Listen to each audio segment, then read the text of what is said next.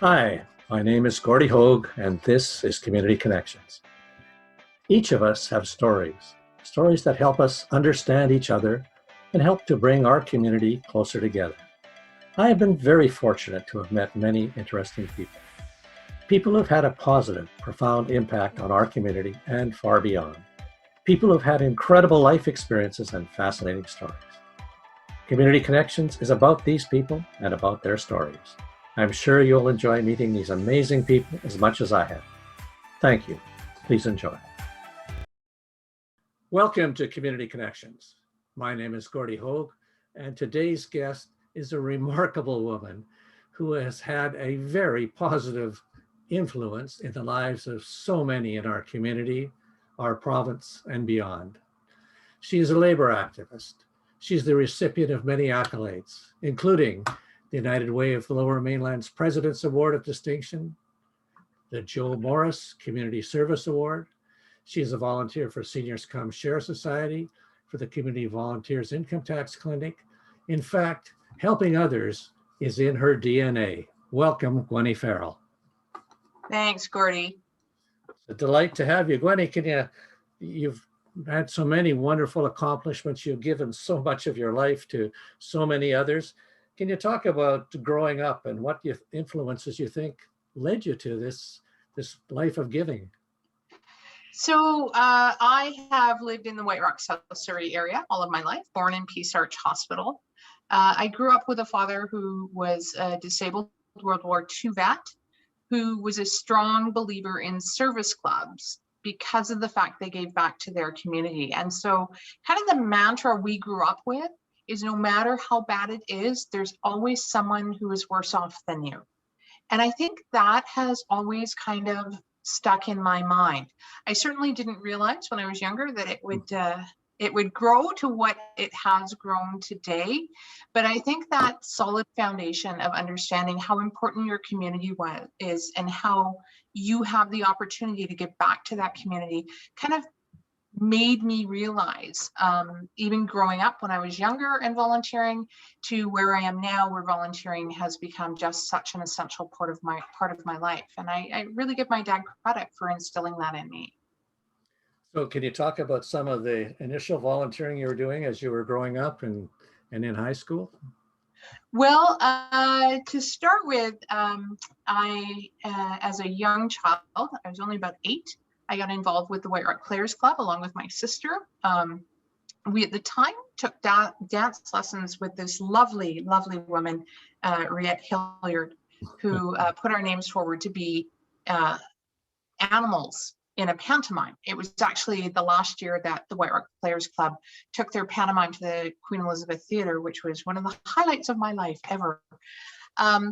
And we just kept going back to the theater. And of course, all of my family became hugely involved in the White Rock Players Club. I was their treasurer for probably about 15 years, on their board for a very long time. And that kind of gave me the idea of how to do this. And I have to tell you, Gordy, I was thinking today as I was out on the 2.5 mile walk with my dog about when I graduated from high school. One of the things I was involved with is our prom planning committee. And that was the first time Semiahmoo had had a prom in decades. And as we were doing the planning, the teacher who was in charge of us said, someone needs to get a story about Gordy Hogue. And I went, oh, I have a story about Gordy Hogue. Oh, yeah. And so at my prom, I did a speech about the Gordy Hogue invented sport of stair surfing, and explained what stair surfing was and presented you with a skateboard with the wheels removed so that you could go and perfect your sport. But doing things like that, like joining and volunteering and being willing to help out, again, it stems from my childhood. As a kid, back in the day, you didn't do what we call tagging now, where you took poppies to malls and large stores and tried to sell them. We went around as kids. We went door to door, knocking on people's door, asking them to donate money to the Legion to help veterans. And so just following that through as I got older, I just kept doing it. Though I will admit it didn't build to the point where it is now until about 20 years ago, where things kind of changed for me, getting involved in an organization called Hydrex, which is the BC Hydro Employees Community Services Fund. It no longer exists, but at the time, it was a charitable fund where we donated out to our communities. You could either pick a charity you wanted to donate to, or you could donate to various projects that we selected throughout the community. And once I started down that road, well, things just absolutely snowballed from there. Yeah, when you bring the type of enthusiasm and energy and intelligence that you bring to it, I can see that happening. How did it explode from there? So in 2005, I was elected as vice president of my union. And the president at the time, knowing my significant involvement with Hydrex, said to me, I'd like to appoint you to what was then called the Labor Committee for the United Way of the Lower Mainland. And that wasn't an organization I had a lot of experience with. I knew about them, but hadn't been involved in any campaigns or anything. Once I got involved and I learned about the impact that the United Way made on our communities, I was absolutely hooked and decided that I needed to dedicate as much as I could to helping them raise more money to go out into the communities. So I started by working with the employers that I dealt with through the union, trying to either bolster the campaigns they already had or get employers that hadn't had United Way campaigns to start considering doing it. And I successfully did that with several organizations, including BC Hydro, Fortis, and Community Savings Credit Union, which is one of my favorite ones that I got to work with. From there, I became co-chair of their labor committee, now called the Campaign Cabinet Labor Committee. I was on their campaign cabinet, and I spent, I think it was 9 years on their board of directors. And just a couple of stories I really want to tell about the experience I got from realizing where money donated goes to in our communities. And the first one was a visit to Burnaby Neighborhood House. And we have neighborhood houses all across the Lower Mainland, and they're just phenomenal organizations. But at the Burnaby Neighborhood House, one of their board of directors took me out to the side and chat. And he said to me, this place is so important to me. And the reason it's important to me is because his parents were both Portuguese and his mom spoke very little English. And a few years before that, his father had passed away. And very much in tunes with some immigrant cultures, his mom really didn't have the skill set to look after herself. Again, spoke very little English, had zero computer skills, etc. So he convinced her to start going to Burnaby Neighborhood House. And by the point he was speaking to me, she was now helping instruct English as a second language course. She was completely computer literate. She was involved in their seniors weeknight cooking events. And he literally had tears in his eyes as he told me this story and saying the money that we get from the United Way helps people like my mom get to where she got to be. And my heart was just broken hearing this, thinking, okay, so that means that the money that I donate is really helping an individual. And the second story, and this one is even more poignant to me, I was at the North Vancouver Neighborhood House, and we brought in a guest speaker from the BC Learning Disabilities Society, and this representative was from Vancouver, actually. And she was talking about how the grants that they had received from the United Way really made a difference to children with learning disabilities whose family didn't have the money to pay for them to be part of their programs. And she gave us 2 letters. The letters were from brothers who both had serious learning disabilities. And you read the letters and you just struggled with them as you could see them trying to write these letters about what their lives were like and what the learning disabilities were doing to them. She then passed out 2 more letters from 1 year later, and literally reading them, you could feel the confidence and the change and the absolute wonderful, brilliant lives these 2 boys were now going to, because they had gotten that help. And again, to me, I just looked at that and thought, that's why I do this. That's why I volunteer. That's why I donate money, because that's the impact that we are making in communities. And even now, of course, a little over a year ago, we all got hit with that brilliant brick wall known as the COVID-19 pandemic. And because of that, my business had tanked. I live in a household with my two siblings who both have very serious health issues, which has meant we have been basically in social isolation since this started. And after a month or so, I was bored. Oh, I was so bored. So I reached out to Michael McKnight, the president and CEO of the United Way of the Lower Mainland, and said, can you help me? I know you guys are doing food hubs, which are great, but I can't volunteer for that because that's too much exposure to other people. Can you find me something to do? I can do any sort of administrative work that I can do from my office at home, whatever you have. So Michael and his team got me in touch with the Seniors Come Share Society here in South Surrey. They provided me with an opportunity to have a list of isolated seniors.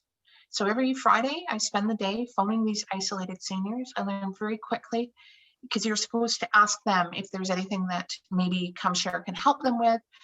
But I learned very quickly that really what they needed was just some sort of social contact.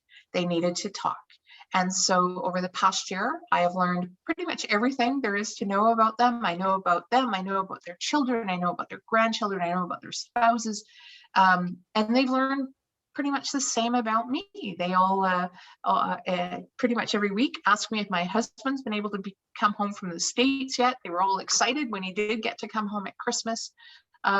You've just developed such a kindred spirit. And one of the stories I like to tell about how this was so transforming for me was talking to one of them. She's kind of my favorite. She's a real sweetheart. And we were chatting and she said to me, Gwenne, I just want you to know, sometimes I have really dark days because she's alone. Her son can't come visit her. She's in an assisted living home. There's been lots of issues there with her. And she says, sometimes I have really dark days. And then I just remind myself, oh, wait, Gwenny's going to phone in a few days and she can talk to me and I'll feel better. And that just made me go, even when this pandemic is over, I am going to continue doing this because they have made as much of an impact on me as I know I have on them. And then to take it a step further, this year, I decided that since for decades I have done taxes for my friends and my family and have even started doing it through my business, to step up and put my name forward for the Community Volunteer Income Tax Clinic through Seniors Come Share, but as approved by the Canada Revenue Agency. And again, it's really eye-opening when you do these things. The seniors I dealt with were just lovely. They all have to be low-income seniors. There's thresholds of how much income they can make before they can be part of this tax clinic. But my heart at times broke realizing how little some of these seniors survive on. And it's very devastating to know that we're a pretty progressive first world country, and yet this is what we allow these people who have worked hard and been a part of our community for so long. This is what they are made to do when they get to the point of retiring. So I've already advised them that I will do that again next year. I think it is really important. I think our seniors are just so much a part of our communities and we need to look after them. And if I can do one small thing to do that, I will continue to do it. And then finally, I was at a campaign cabinet labor committee meeting last year for the United Way, and I mentioned I was bored. And within 10 minutes of that meeting ending, I had emails flooding my inbox saying, hey, we have a job for you, or if you're interested. And last year, the federal government offered funds to the United Ways across the country to assist in two different ways. The first one was with food security. So if you remember back a year ago, a lot of the food banks made a difficult decision in order to protect their volunteers and try and still make sure that they were able to serve our communities. And so they opted to really narrow the availability, like the locations of where you could pick up food. So they centralized that, which meant a lot of people now had massive barriers to being able to collect the food that they need to help support their family. And so the government said, we need to help with food security. So the United Way received grants in order to help set up these food hubs.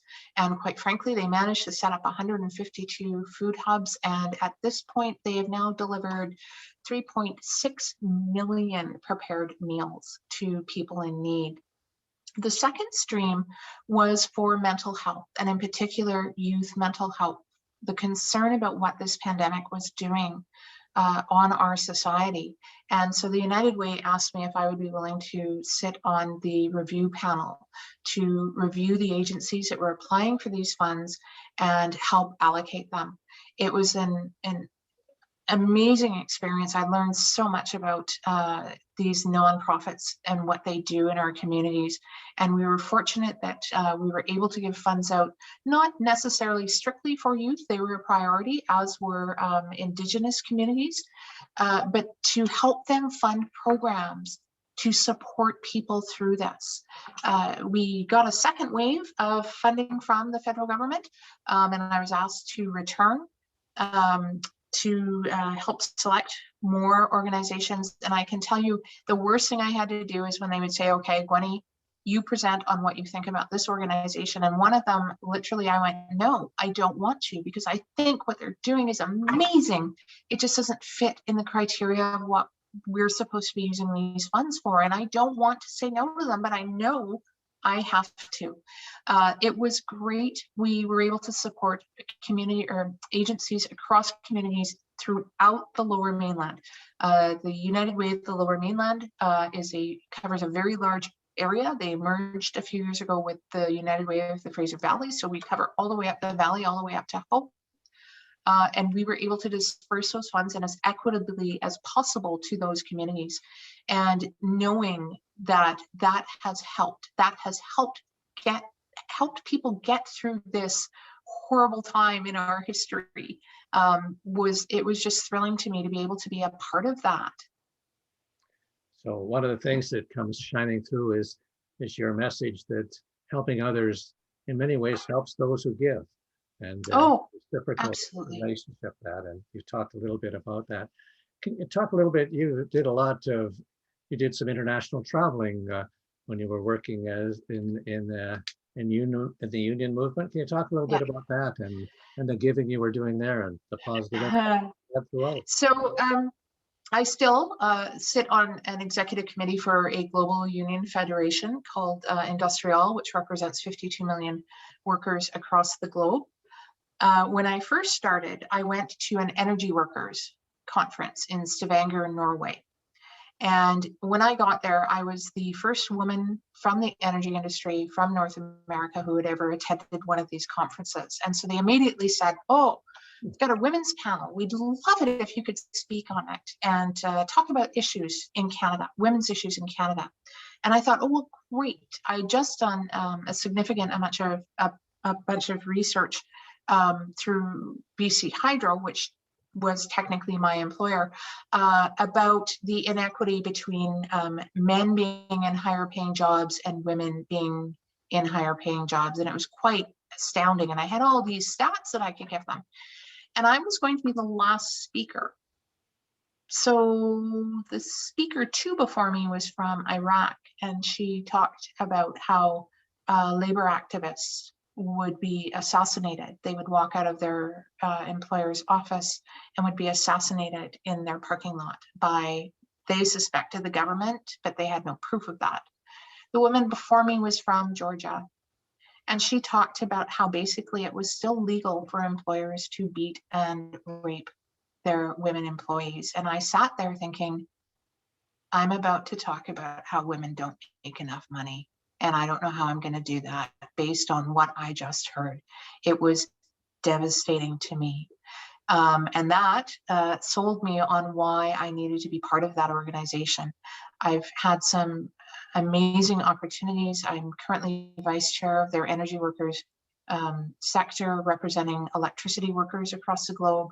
I was vice chair of their women's committee for a 4-year term. What I've learned from this is we sometimes need to take a step back and think about, no matter how bad things seem to be for us, whether it be in our jobs or in our country, there are so many who see so much worse.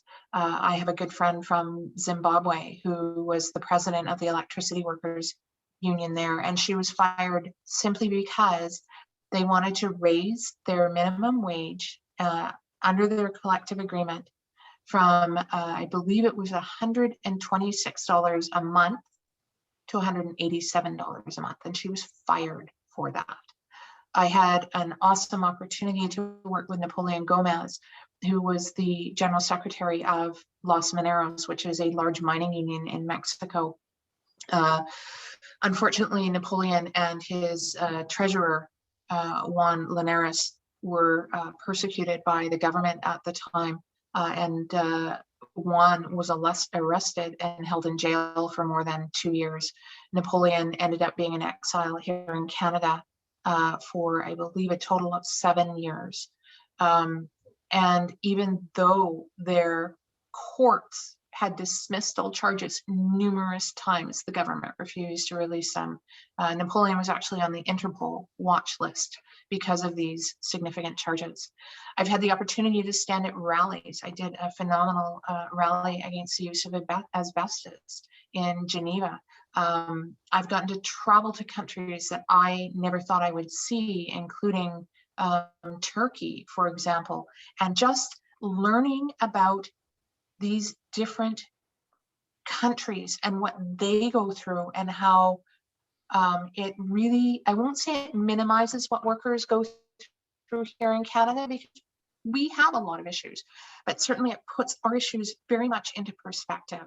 I've had the opportunity to meet the Prime Minister of Sweden. I mean, it's been for me an eye-opening experience, but it's also humbled me in a lot of ways, realizing that what I take for granted here in this great country, I need to really reflect on. And there's a bit of a common theme. You started out talking about realizing that, as your father taught you, that when things were bad, that there were others who had things worse, and being able to identify and support them. And that seems to be reflected in the same discussion you're giving now about workers around the world and the challenges that they have, and seems to emanate again from the values and principles that your father taught you. With talking a little bit about, you talked a little bit about your family, and you've been giving so much. I can remember you giving with your mother as she was aging and had her challenges, and certainly with your sister Marlette and your brother Drew, you're consistently giving there. Can you talk a little bit about how that impacts you when you're doing that at such a close, emotional, personal level? So start with my mom. I know many people out there have experienced having to deal with aging parents. I know, Gordy, you went through it, and it's hard to see them decline. But I have to say, with my mom, one of the things I learned is that you need to be an advocate in our healthcare system for those who can't advocate for themselves. So as an example, Mom was suffering through a serious bout of delirium. She was in Peace Arch Hospital. She was actually in the emergency room hallway for a long time. And one of the doctors felt that it was likely some sort of infection in her spinal fluid. But the only way they would know that is if they did a spinal tap. And she said to me, but we're not going to do that. And I went, why? If that's how we're going to find out what's going on, why wouldn't you do that? And she said, well, because she's not controllable right now. And I said, no, I disagree with you. I think I absolutely can get her comfortable and walk her through this. And she said, well, and two, because of her size, it's going to make it very difficult for me. And I went, with all due respect, I don't care that it's difficult for you. This is extremely difficult for me and my family and for my mother. And the fact that it's difficult is not a reason not to do a proper diagnostic. If I hadn't done that, they would not have done the tests, which ultimately ended up negative. You know, today, my family all agrees we're happy. Our mom is at peace, and we know we did everything we could to support her. But with regards to my siblings, who are literally my age, my sister's only a year older than me, and my brother's only about 18 months younger than me. And about 2.5 years ago, we had this horrible event. I was down in Mexico with my husband and my brother, and we got a phone call saying my sister had been found unconscious in our home. I, of course, immediately rushed back from Mexico. I left the men down there because I thought you're just going to get in my way. My sister by that point was in a coma in the ICU. They had no idea what had happened. Things just kept getting worse day by day, kidneys shutting down, all sorts of things. A week later, my brother returned home, and within a few days, I noticed something wasn't quite right. And when he finally admitted to me that he was getting quite lightheaded every time he moved, I insisted he go to a walk-in clinic immediately. He was admitted into hospital, and within another day, he was in the ICU, 3 beds down from my sister. Unfortunately, things deteriorated from there. Eventually, my brother was transferred from Peace Arch up to Surrey Memorial. So I had my siblings in ICUs in 2 different hospitals. My brother went through all sorts. He had an antibiotic resistant virus at the time. It got worse when they were about to release him. He ended up having a heart attack as my sister continued to 1 step forward, 5 steps back is what she seemed to like to do. The end result was my brother was in the ICU for just about 3 weeks. My sister was in the ICU for nearly 7 weeks. And at that point, my husband and I made the decision that their health problems were more important than where we needed to be. And so we agreed that we would have both of them come live with us so that I could remain as their advocate and make sure that they are getting the care they are needing. My brother has cognitive learning disabilities, which make it very challenging for him to have discussions with the medical community and know what questions to ask. And we've been through several events since then. Actually, right now, he has another infection in his foot and is doing IV therapy at the hospital every day and is looking at having surgery sometime in the next week or so to operate on that foot. And unfortunately, because of COVID, I don't have the ability to go there and be his advocate. I try and make sure that he knows the questions he should be asking, but he's not necessarily comfortable doing that, nor always great at relaying the information. So when he meets with his specialist this week, we're going to do a FaceTime call. So I have the opportunity to make sure I have all the information. And I will say, when he was being released from the cardiac care unit at Surrey Memorial, I spoke with his cardiologist, and about 3 minutes into the conversation, the cardiologist says to me, "Okay, I need to know, are you a nurse or a doctor? Like, are you a medical professional?" Because of the questions I was asking. But as I said to him, no, it's just sadly, I know that these are the questions I need to ask. And he said, they absolutely are. That's why I thought you were in the business. So, but I mean, again, that's what you do. That to me is the right thing to do. Sometimes you have to put aside your own personal goals and needs to help those that need your support more than anyone else. And I think that's what my family does all the time. I know that's what I do. And I know I have a wonderful, supportive husband who agrees that this is the right path for us to be on. And recently you've been on a journey of health yourself. A little bit. So a little bit, enormous. Can you talk a little bit about that? What motivated you and what kept you going? So it kind of started when I decided not to run again as vice president of my union. And I had a massive time bank from my employer, which meant I could take a couple years off before I had to go on pension. At the same time, from all the damage that had happened to Drew's body, one of the things that he's going through is he's in stage 4 kidney failure. And he has this horrible potassium problem. And anyone who knows about high potassium, it can get to a certain level, will actually stop your heart. So one of the things that he had to do is go on a really restrictive diet. So he's diabetic, can't have sugar. Potassium, can't have potassium, and you would be just amazed at the things that have potassium, as well as completely cutting sodium out to a bare minimum in his diet. And knowing that he would struggle with maintaining that, I said to him, okay, well, I'll follow your diet. I'll help you out. I'll do the same thing. So seriously, I don't eat bananas anymore, and I love bananas. At the same time, because I'd left the union and I wasn't doing the traveling I used to do, I now was able to start eating properly, because before it was you ate when you could, and normally it was a meal you've grabbed from a restaurant. So that first year, I lost 37 pounds, and I was happy. I was at a weight I hadn't seen in 25 years, and I thought, this is great. Yeah, I'm still obese, but I'm a healthier obese because I've lost 37 pounds. And then of course the pandemic hit. And for the first 3 months, I became a couch potato, other than my volunteering, of course, consuming a little too much wine. And I hit to June of last year and thought, you know what, I got to do something. This is not me. I'm a busy person normally, and I'm getting to the point where now it's really impacting me mentally. So I thought, well, they say you should walk 10,000 steps a day. So I'm going to try and do that. I'll start slowly. If I can get up to 5, I'll be happy. Well, within a month, I was walking those 10,000 steps a day and thinking, wow, this is pretty easy. And I'd lost, another 15 pounds in that month, and thought, oh, well, maybe if I keep walking and keep eating right, maybe I can do even more. So by August, I had lost, by the end of August, I had lost 25 pounds, and I was thrilled. I'm down 62 pounds now, and I look great, and I feel great, and I'm walking up to 25,000 steps a day. And then I thought, you know what?